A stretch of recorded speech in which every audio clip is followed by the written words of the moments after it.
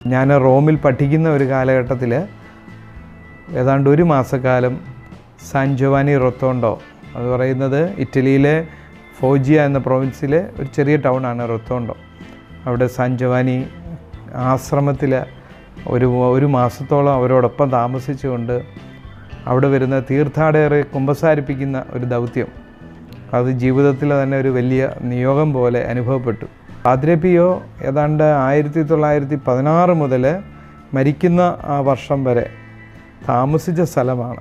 അത് മരിക്കുന്നത് 1968 മരിക്കുന്നത്. അത്രയും വർഷങ്ങൾ താമസിച്ച ആശ്രമം. അതുകൊണ്ട് പിതാവിൻ്റെ പാദമുദ്രകളും കൈമുദ്രകളും ഒക്കെ അവിടെ പതിഞ്ഞിട്ടുള്ള ഒരു പുണ്യഭൂമിയാണ്, പുണ്യസ്ഥലമാണ്. ഇറ്റലിയിൽ നിന്ന് വിവിധ സ്ഥലങ്ങളിൽ നിന്നും ഒരുപാട് തീർത്ഥാടകർ, ഒരുപക്ഷെ ഇറ്റലിയിലെ ഏറ്റവും വലിയ തീർത്ഥാടന സ്ഥലം സാൻ ജോവാനി റൊത്തോണ്ടോ തന്നെയാണ്. മറ്റു പല വിശുദ്ധരും ഉള്ള സ്ഥലമാണ് ഇറ്റലി എങ്കിലും പാദ്രെ പിയോട് അവർക്കുള്ള ഇഷ്ടം വളരെ വലുതാണ്. അതെനിക്ക് നേരിട്ട് മനസ്സിലായത് വിശുദ്ധൻ്റെ നാമകരണ നടപടി 2002 ജൂൺ മാസം 16-ാം തീയതി സെൻറ്റ് പീറ്റേഴ്സ് ബസിലിക്കയിൽ വെച്ച് പരിശുദ്ധ ജോൺ പോൾ II മാർപ്പാപ്പ നടത്തിയ ആ സമയത്ത് അതിൽ സന്നിഹിതനാകാനും പങ്കെടുക്കാനും സാധിച്ചു എന്നൊരു വ്യക്തി എന്ന നിലയിൽ മനസ്സിലാകും. അവിടെ നിൽക്കാൻ സ്ഥലമില്ല. പിയാക്സയിൽ നിന്ന് മാത്രമല്ല, വിയ ദെല്ല റിക്കോൺജിലിയാക്സിയോണെ ബ്രിഡ്ജ് വരെയുള്ള സ്ഥലത്ത് ഒട്ടും സൂചി കുത്താൻ സ്ഥലമില്ല. അത്രമാത്രം ഇറ്റലിയുടെ വിവിധ സ്ഥലങ്ങളിൽ നിന്ന് ധാരാളം പേര് പങ്കെടുത്ത ഒരു വലിയ ഒരു ശുശ്രൂഷയാണ്. ആ കാലയളവിൽ നടന്ന ഏറ്റവും വലിയ നാമകരണ നടപടി പാദ്രെ പിയുടേതാണ്. എക്സ്ട്രോഡിനറി ആയിട്ടുള്ള കൃപകൾ, പഞ്ചക്ഷതങ്ങൾ, ബൈലൊക്കേഷൻ, പഴയ വിശുദ്ധരുടെ ഫ്രാൻസിസ് അസിസിയുടെ അതേ ആ ഒരു ചൈതന്യത്തിൽ നിന്നുകൊണ്ട് കുരിശിലെ ആ മുദ്രകളൊക്കെ ഹൃദയത്തിലും ശരീരത്തിലും ഏറ്റുവാങ്ങിയതിൻ്റെ മുറിപ്പാടുകൾ, ധാരാളം ചിത്രങ്ങൾ അവിടെ വെച്ചിട്ടുണ്ട്. പിതാവിൻ്റെ ജീവിതകാലം മുതൽ തന്നെ ആളുകൾക്കിത് മനസ്സിലായിരുന്നു. ഈ പഞ്ചക്ഷതങ്ങളും പിതാവിൻ്റെ പ്രത്യേകമായിട്ടുള്ള വിശുദ്ധൻ്റെ പ്രത്യേകമായിട്ടുള്ള കൃപകളും ഒക്കെ ആളുകൾക്ക് മനസ്സിലായിട്ടുണ്ട്. അതുകൊണ്ട് തന്നെ അദ്ദേഹം ജീവിച്ചിരുന്ന കാലത്ത് ഇപ്പോൾ വിശുദ്ധനായ പാപ്പ ജോൺ 23-ാമൻ പാപ്പ അദ്ദേഹത്തിൻ്റെ പഞ്ചക്ഷതങ്ങൾക്ക് ഔദ്യോഗികമായിട്ട് പരിശോധനയ്ക്ക് വത്തിക്കാനിൽ നിന്നും ആളയച്ച് പരിശോധിപ്പിച്ചിട്ടുണ്ട്. ഡോക്ടേഴ്സും നിരീശ്വരവാദികളും ഒക്കെ പരിശോധിച്ചപ്പോഴും ഈ മുറിവുകളൊക്കെ ഒന്നും എന്താണ് അതിൻ്റെ സോഴ്സെന്ന് അവർക്ക് കണ്ടുപിടിക്കാൻ പറ്റിയിട്ടില്ല.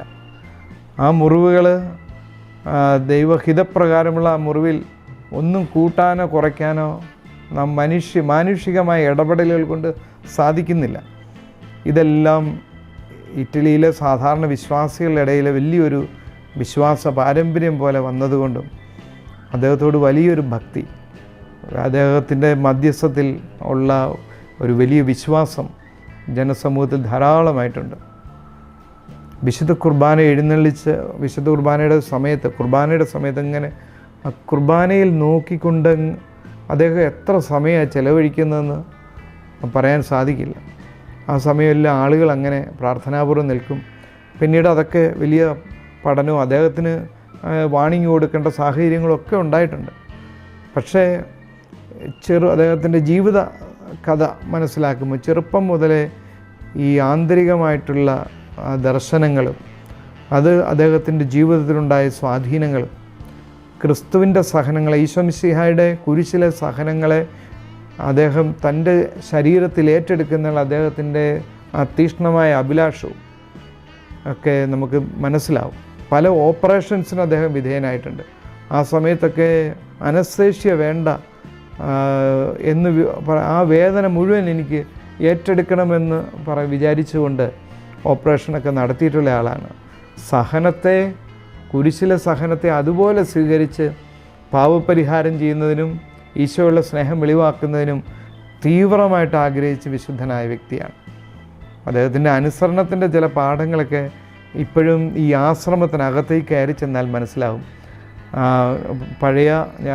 ഞാനവിടെ ശുശ്രൂഷയ്ക്ക് പോയിട്ടുള്ളത് 2004 ആ സമയത്ത് ആ ഡൈനിങ് ഹാളിനോട് ചേർന്ന് അദ്ദേഹത്തിന് ശിക്ഷ കൊടുത്ത് ഏതോ ഒരു കാര്യത്തിന് വേണ്ടി ശിക്ഷണം നൽകിയതിൻ്റെ ആ സമയത്ത് അനുസരണത്തിന് വേണ്ടി അവിടെ മുട്ടുകുത്തി നിർത്തിയിരിക്കുന്നു. അതിൻ്റെ പിക്ചറൊക്കെ അതുപോലെ അവിടെ സൂക്ഷിച്ചു വെച്ചിട്ടുണ്ട്.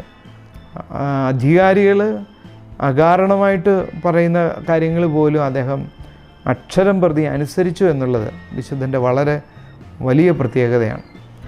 ഇങ്ങനെ ഏറെ കാര്യങ്ങൾ പറയുവാൻ ഉള്ള ഒരു വിശുദ്ധനാണ് വിശുദ്ധ പാദ്രെ പിയോ സാൻ ജോവാനി റൊത്തോണ്ടയിൽ. നമുക്ക് വലിയൊരു വിശുദ്ധനുണ്ട്. ആ വിശുദ്ധൻ്റെ മാധ്യസ്ഥം വലിയൊരു ശക്തിയും കൃപയുമാണ് എന്ന് യാതൊരു സംശയമില്ല. വിശുദ്ധൻ്റെ മാധ്യസ്ഥം നമുക്ക് അനുഗ്രഹമാകട്ടെ എന്ന് പ്രാർത്ഥിക്കുന്നു. കുംഭസാരത്തിൻ്റെ വിശുദ്ധൻ, പഞ്ചക്ഷതധാരി, പരഹൃദയജ്ഞാനി, ഇപ്പോഴും ദേഹം അഴുകാത്ത വിശുദ്ധൻ, ഫ്രാൻസിസ്കൻ സഭയുടെ മുത്ത്, അതാണ് പാദ്രെ പിയോ. 1887 മെയ് 25 ഇറ്റലിയിലെ ബെനബേന്തോ എന്ന സ്ഥലത്ത് വിട്രൽസിന എന്ന കർഷക കുടുംബത്തിൽ ഗ്രൂസിപ്പയുടെയും ഗ്രാസിയോ ഫോർജിയോണിൻ്റെയും മകനായി ഫ്രാൻസിസ്കോ ഫോർജിയോൺ ജനിച്ചു. ചെറുപ്പത്തിൽ തന്നെ ദേവാലയത്തിൽ പോകുവാനും അൾത്താരബാലനാകുവാനും താൽപ്പര്യമുണ്ടായിരുന്ന ഒരു കുട്ടിയായിരുന്നു ഫ്രാൻസിസ്കോ. കാവൽ മാലാഖയോട് ആ ബാലൻ ആശയവിനിമയം നടത്തുമായിരുന്നു. ഫ്രാൻസിസ്കോയുടെ ദൈവികതയും മാതാവിനോടുള്ള ഭക്തിയും പെരുമാറ്റവും ദേവാലയത്തിലും നാട്ടിലും ഇതിനോടകം ശ്രദ്ധിക്കപ്പെട്ടിരുന്നു. ദേവാലയത്തിൽ വെച്ച് ചലനശേഷിയില്ലാത്ത ഒരു കുട്ടിയെ പ്രാർത്ഥിച്ചു സുഖപ്പെടുത്തിയതാണ് ആദ്യത്തെ അത്ഭുതം. അടുത്തുള്ള ഫ്രാൻസിസ്കൻ ആശ്രമത്തിൽ നിന്നും ഭിക്ഷയ്ക്ക് വരുന്ന സന്യാസികളുടെ കറുത്ത വേഷവും താടിയും അവരുടെ നിസ്സാരതയുമൊക്കെ ആ ബാലനെ വല്ലാതെ ആകർഷിച്ചിരുന്നു. പ്രത്യേകിച്ച് ഫ്രാൻസിസ്കോയുടെ വീട്ടിൽ ധർമ്മത്തിന് വന്നുകൊണ്ടിരുന്ന കാമിലോ എന്ന ബ്രദറിനെ. അങ്ങനെ കുട്ടിക്കാലം മുതലേ നന്മയുടെ ഒരു ഭാവം ആ ബാലനിൽ വളർന്നു വന്നിരുന്നു. അങ്ങനെ ഒരു സന്യാസ ജീവിതം അവനും ആഗ്രഹിച്ചു. ഫ്രാൻസിസ്കോയ്ക്ക് 15 വയസ്സായപ്പോൾ ഇറ്റലിയിലെ മോർക്കോണിലെ കപ്പുച്ചിൻ ആശ്രമത്തിൽ പ്രവേശിച്ചു.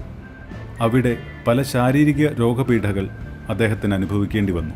എന്നാൽ ആ ബാലൻ്റെ ഭക്തിയും പ്രവർത്തനങ്ങളും പെരുമാറ്റവും ആശ്രമാധികാരികളിൽ വളരെ മതിപ്പുളവാക്കി.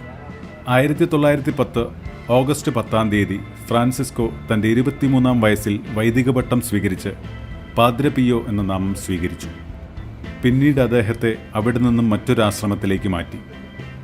അവിടെ അദ്ദേഹം 40 ദിവസം ഉപവാസത്തിലും പ്രാർത്ഥനയിലും കഴിഞ്ഞു.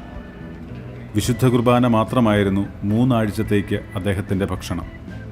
പിന്നീട് 1916 സെപ്റ്റംബർ 16 പാദ്രെ പിയോയെ ഇവിടെ സാൻ ജിയോവാനി റൊത്തോണ്ടോയിൽ നിയോഗിക്കപ്പെട്ടു. പിന്നീട് മരണം വരെ ഇവിടെയായിരുന്നു അദ്ദേഹത്തിൻ്റെ ശുശ്രൂഷ. 1918 സെപ്റ്റംബർ 20 വിശുദ്ധ കുർബാനയ്ക്ക് ശേഷം സങ്കീർത്തിയിൽ പ്രാർത്ഥിച്ചുകൊണ്ടിരുന്നപ്പോൾ അൾത്താരയിലെ കുരിശിൽ നിന്നും ഒരു ദിവ്യപ്രകാശം അദ്ദേഹത്തിൽ പതിക്കുകയും ഈശോയുടെ 5 തിരുമുറിവുകൾ അദ്ദേഹത്തിന് ലഭിക്കുകയുമുണ്ടായി.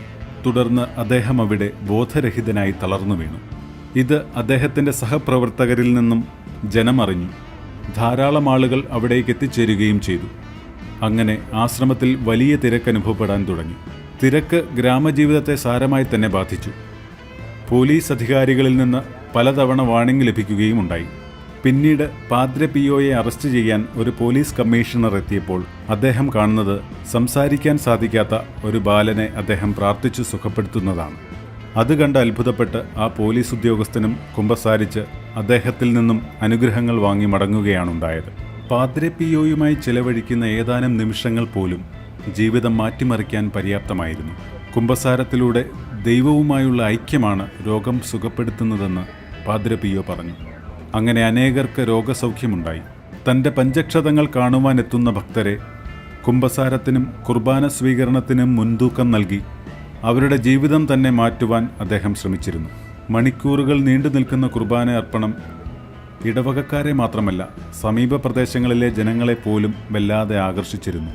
ഇതിനിടെ അസൂയക്കാരുടെയും മറ്റുള്ളവരുടെയും പരാതി റോമിൽ ചെന്നതിൻ്റെ ഫലമായി പരസ്യമായി കുർബാന അർപ്പിക്കുന്നതിൽ നിന്ന് അദ്ദേഹത്തെ വിലക്കി. തുടർന്ന് ജനങ്ങളുടെ പ്രതിഷേധവും സമ്മർദ്ദവും മൂലം 1933 ജൂലൈ മാസം വിലക്ക് നീക്കപ്പെട്ടു. 1962 ജോൺ പോൾ രണ്ടാമൻ മാർപ്പാപ്പ കാത്തോവിൽ ബിഷപ്പായിരുന്ന വേളയിൽ പാദ്രെ പിയോയെ സന്ദർശിക്കുകയും മടങ്ങുന്ന വേളയിൽ ഒരിക്കൽ അങ്ങ് മാർപ്പാപ്പയാകുമെന്ന് പ്രഖ്യാപിക്കുകയുമുണ്ടായി. 1968 സെപ്റ്റംബർ 22 തീയതിയാണ് അദ്ദേഹം അവസാനമായി വിശുദ്ധ കുർബാന അർപ്പിച്ചത്. അടുത്ത ദിവസം സെപ്റ്റംബർ 23 തീയതി അദ്ദേഹം മരിച്ചു. 1999 വാഴ്ത്തപ്പെട്ടവനായി പ്രഖ്യാപിച്ചു. 2002 ജൂൺ മാസം 16 തീയതി വിശുദ്ധനായി പ്രഖ്യാപിക്കുകയുണ്ടായി. ദേവാലയത്തിൻ്റെ അടിയിലുള്ള ഈ പേടകത്തിലായിരുന്നു ആദ്യം വിശുദ്ധൻ്റെ പുണ്യദേഹം സൂക്ഷിച്ചിരുന്നത്. സന്ദർശകരുടെ ബാഹുല്യം നിമിത്തം കൂടുതൽ സൗകര്യാർത്ഥം മറ്റൊരു കപ്പേളയിലേക്ക് മാറ്റുകയാണുണ്ടായത്. അനുഗ്രഹിക്കപ്പെട്ട ആ കുമ്പസാരക്കൂട് ദൈവം പാദ്രെ പിയോയിലൂടെ അനേകരെ സ്പർശിച്ച ആ വിശുദ്ധമായ കുമ്പസാരക്കൂട് കണ്ണാടിക്കൂടിനുള്ളിൽ പവിത്രമായി സൂക്ഷിച്ചിരിക്കുന്നു. ആളുകൾ അതിൽ തൊട്ട് പ്രാർത്ഥിക്കുന്നു. കർത്താവിൻ്റെ പീഡാസഹനത്തിൽ പങ്കുചേരാനുള്ള പാദ്രെ പിയോയുടെ ആഗ്രഹത്തെ സൂചിപ്പിക്കുന്ന ശില്പമാണിത്.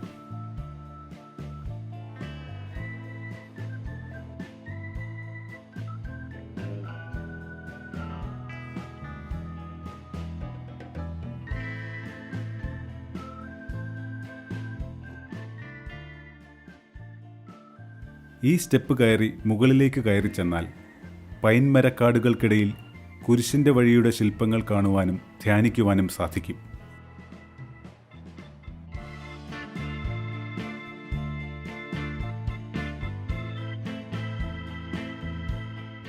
ഇത് അദ്ദേഹം 1956 അഗതികൾക്കും പാവപ്പെട്ടവർക്കും വേണ്ടി സ്ഥാപിച്ച ഹോസ്പിറ്റലാണ്. വിശുദ്ധന് എല്ലാ മഹത്വവും കൊടുക്കുന്ന രീതിയിൽ സ്വർണ്ണ നിറത്തിലുള്ള മൊസൈക്കിലാണ് ഈ കപ്പേള നിർമ്മിച്ചിരിക്കുന്നത്.